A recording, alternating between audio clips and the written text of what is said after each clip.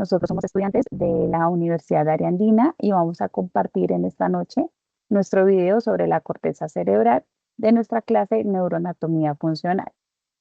Para iniciar nos queremos presentar. Nuestro grupo está conformado por 4 personas: Carol Celi, Nicolás Mino, Yorani Guerrero quien les habla, y nuestra compañera Jamie Rivera, que no se ha podido unir, pero nos ha compartido parte de su video, el cual en este momento vamos a compartir. Por favor, permítanme un momento. Voy a compartir con sonido. Por favor, me confirma si están viendo mi pantalla. Sí. Voy a reproducir el video de nuestra compañera. Solo para probar, ¿ahí están escuchando? Sí. Sí, perfecto, lo voy a devolver. Hola a todos, somos del programa de Psicología Virtual y en este video hablaremos sobre la corteza cerebral. Nos enfocaremos especialmente en las áreas de Broman. La corteza cerebral es la capa externa de nuestro cerebro, clave para funciones como el pensamiento, el lenguaje, la percepción, el control de movimiento. Esta corteza está dividida en más de 52 áreas, según su estructura celular. En este video hablaremos sobre una de las más relevantes. Acompáñenos a descubrir cómo cada una de estas regiones contribuyen en nuestra vida diaria. Gracias, permítame, dejo de compartir. Y ahora vamos a hablar sobre las áreas de Brodmann. Permítanme, vuelvo a compartirles mi pantalla.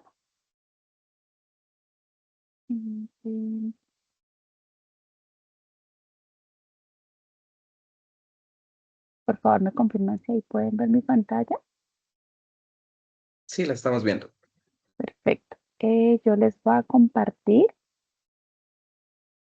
Ahí está bien. Sobre las áreas de Brodmann, las cuales son divisiones de la corteza cerebral basadas en su citoarquitectura, es decir, en la organización y las características de las células diferentes en las regiones del cerebro. Quien propuso estas áreas fue el neurocientífico alemán Corbinian Brodmann en 1909, quien, como nos mencionaba Jamie hace un momento, identificó 52 áreas, están numeradas de distinta forma y especifica cada función del cerebro. Entonces, con base en esta imagen que tenemos aquí, yo les voy, perdón, creo que estoy compartiendo la pantalla que no es.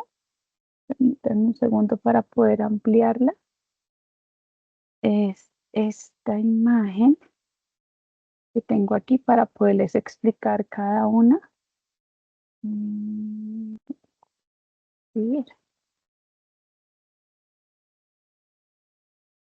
Ahí pueden verla nuevamente. Esta imagen que está numerada, ¿sí? Yo no veo. Sí, ya. ¿Sí? Ya la están viendo, perfecto. Entonces, les voy a hablar las primeras partes, que son las áreas somatosensoriales, que son las áreas 1, 2 y 3, las que vemos aquí.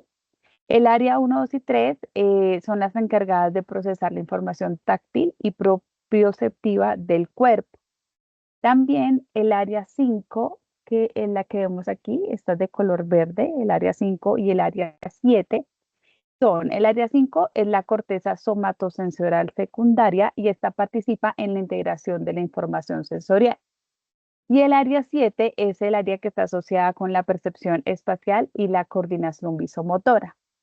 Ahora vamos a hablar sobre las áreas motoras, que son el área 4, el área 6 y el área 8, estas en color blanco que vemos acá. El área 4 es el área motora primaria o la corteza motora primaria y esta es la responsable de la ejecución de los movimientos voluntarios. El área 6 o la corteza premotora y motora suplementaria es la involucrada en la participación y coordinación de movimientos complejos. Y el área 8 es el área de asociación del campo ocular frontal y esta controla los movimientos oculares de forma voluntaria. Ahora vamos a ver las áreas visuales que las vemos ubicadas aquí, que son el área 17, 18 y 19. El área 17 se conoce como la corteza visual primaria, procesa la información visual recibida desde la retina, desde nuestros ojos.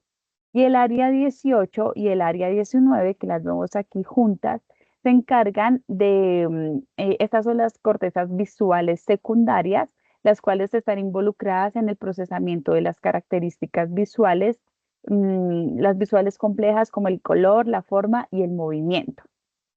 Ahora vamos a ver las áreas auditivas, perdón, que son la 41 y la 42 y la 22. Entonces aquí vemos el área 41 y 42, aquí en la parte auditiva, en esta parte, y el área 22. La 41 y la 42 son las cortezas auditivas primarias y secundarias. Estas se encargan de procesar la información auditiva básica y compleja. Y el área 22, que es esta grande que vemos aquí, esta incluye el área de Wernicke, que es crucial para la comprensión del lenguaje hablado. Hablando de lenguaje, entonces ahora vamos a movernos hacia las áreas del lenguaje, que son la 44 y la 45, que son las que encontramos acá. Estas conforman el área de Broca, esencial para la producción del lenguaje hablado y escrito. Vamos a movernos ahora a las áreas prefrontales, que son el área 9, 10, 11 y 12, que son 9, 10, 11, estas grandes que vemos acá. La 9 y la 10 están relacionadas o están involucradas en funciones ejecutivas con la planificación, perdón, el juicio y la memoria del trabajo. Y la 11 y la 12 están relacionadas con la toma de decisiones y el control emocional. Y ahora vamos a ver las áreas del sistema límbico, que son las áreas de la 23 a la 26 y las áreas 27 y la 28. Estas áreas participan de la 23 a la 26 en la regulación emocional y la memoria. Y las áreas 27 y 28 están asociadas con la percepción olfativa y la memoria. Encontramos otras áreas como la 43, la 46 y la 47. La 43 es la corteza gustativa primaria que procesa la información relacionada con el gusto. La 46 es la corteza prefrontal dorsolateral que está implicada en las funciones cognitivas superiores como la atención y la memoria del trabajo. Y el área 47 es la corteza prefrontal ventrolateral relacionada con el procesamiento del lenguaje y la regulación emocional. Y estas son todas las áreas que nos nombraba Brutman. Ahora le doy paso a mi compañera Sharon, que ella va a compartir. Permítanme, detengo el de mi presentación.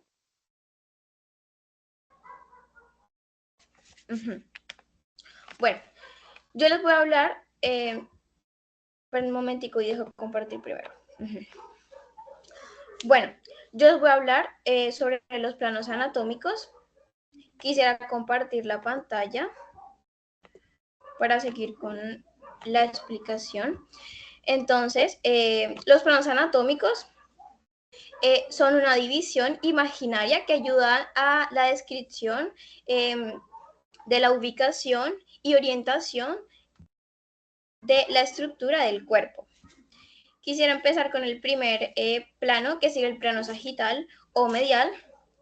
Este plano es un corte imaginario que divide el cuerpo en dos mitades, en la mitad derecha y la mitad izquierda.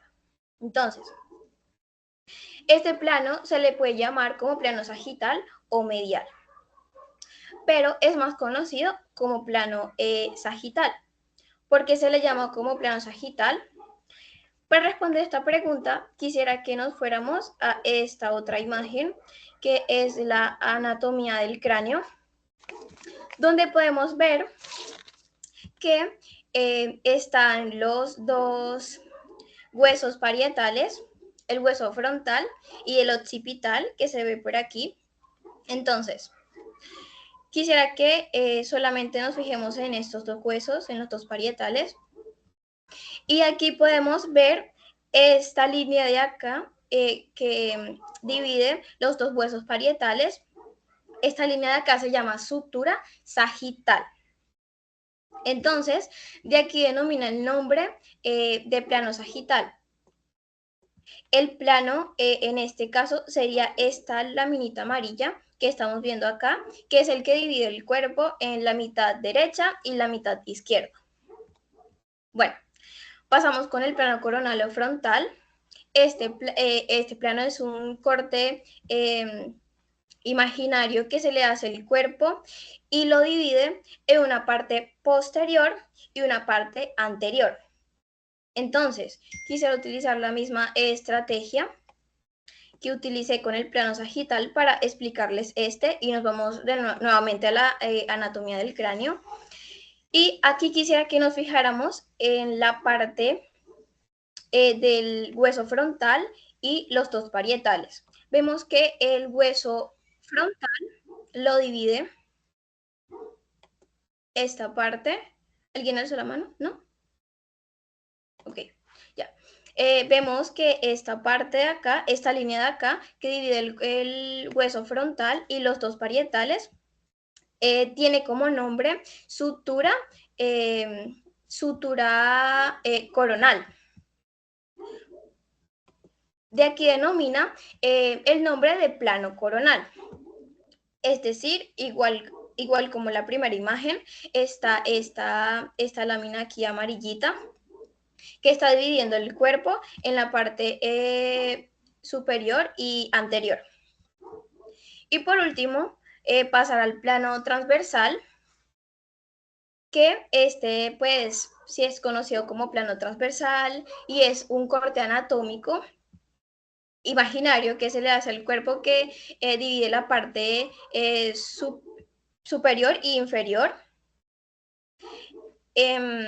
A este se le conoce como plano transversal, horizontal y axial.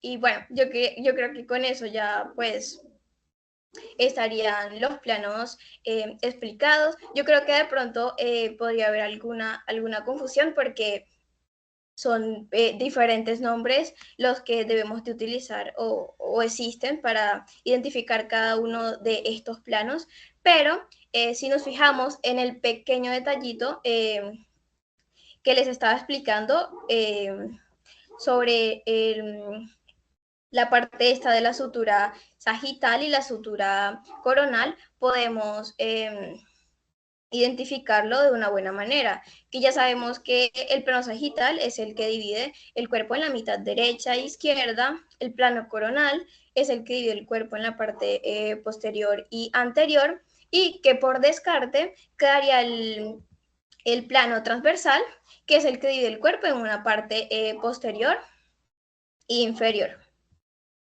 Listo.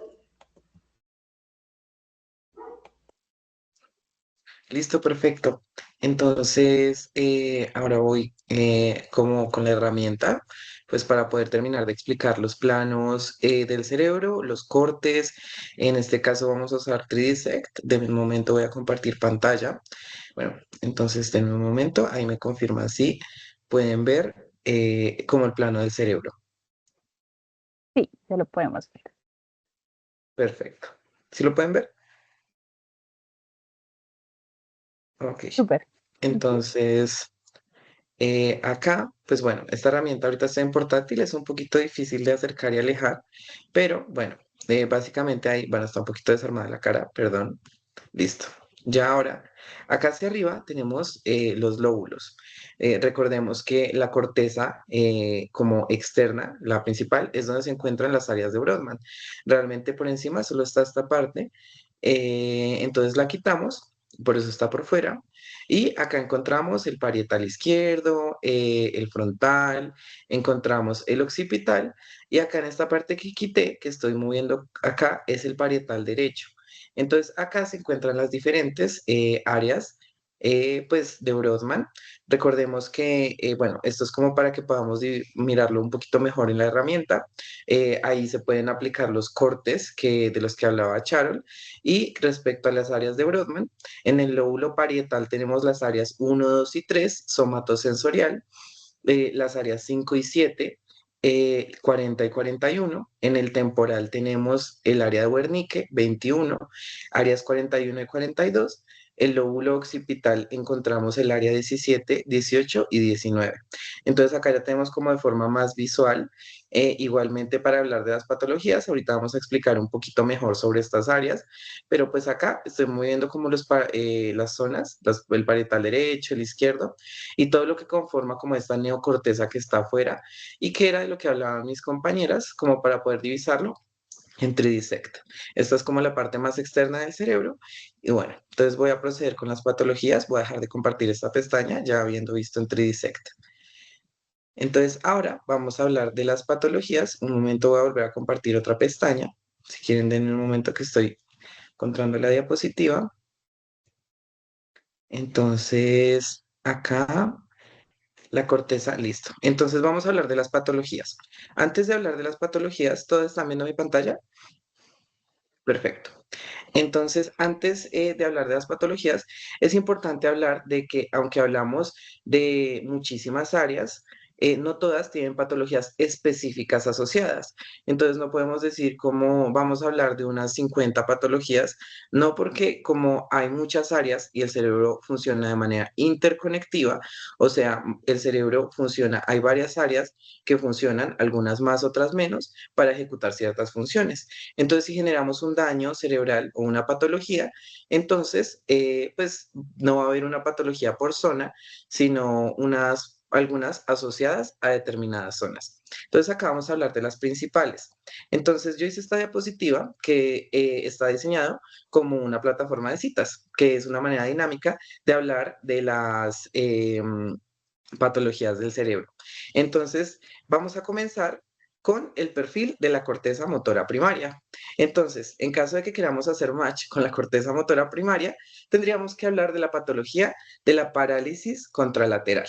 Entonces, hacer match con tu lado opuesto. ¿Por qué con tu lado opuesto? Porque cuando hay un daño o una afectación en esta zona del cerebro, es muy probable que el otro lado del cerebro, digo, el otro hemisferio, o sea, la otra parte de tu cuerpo, tenga una parálisis. Entonces, digamos que se ocurre en el hemisferio derecho, la parte que sería afectada en nuestro cuerpo sería el izquierdo y así, pues a la inversa, ya que es contralateral. Ahora vamos a hablar del área 6, la corteza premotora y motora suplementaria. Si queremos hacer match con esta parte, hablaríamos de una apraxia. ¿Qué es una apraxia? ¿Y por qué es una cita difícil de coordinar?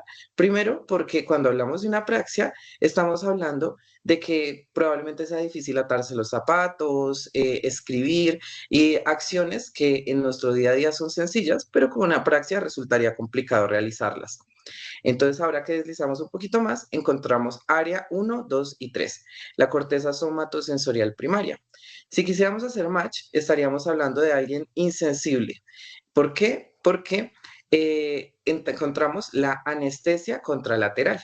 Recordemos que lo contralateral es cuando está en el hemisferio derecho, será en el cuerpo izquierdo. Entonces, ¿por qué alguien insensible? Porque podemos dejar de tener como la función táctil o dejar de sentir dolor. Que esto es muy importante porque digamos que te sientas en un clavo, nunca lo vas a sentir y pues si tú no atiendes esta situación, recordemos que el dolor ejerce una razón adaptativa de existir, de que le prestemos atención a las partes que nos duelen. Entonces esto sería realmente bastante peligroso. Ahora vamos a hablar con el área 44 y 45 de la que hablaba nuestra compañera Yurani, del lenguaje. Entonces, encontramos acá la afasia. Entonces, estaríamos haciendo match con alguien que nos entiende, pero no se comunica. ¿Por qué? Porque esta persona tiene la característica de que entiende todo lo que estamos diciendo. Digamos, si yo digo, hola, ¿cómo estás? Va a entender lo que estamos diciendo. Sin embargo, cuando se comunique, va a decir cosas que no tengan mucho sentido. Por ejemplo, si yo le pregunto, hola, ¿cómo estás? Me va a decir, hoy es viernes. Entonces, pero comprende totalmente lo que yo le estoy diciendo. Entonces, ahora vamos a hablar del perfil áreas 22, 39 y 40, el área de Wernicke. Estamos hablando de la afasia de Wernicke.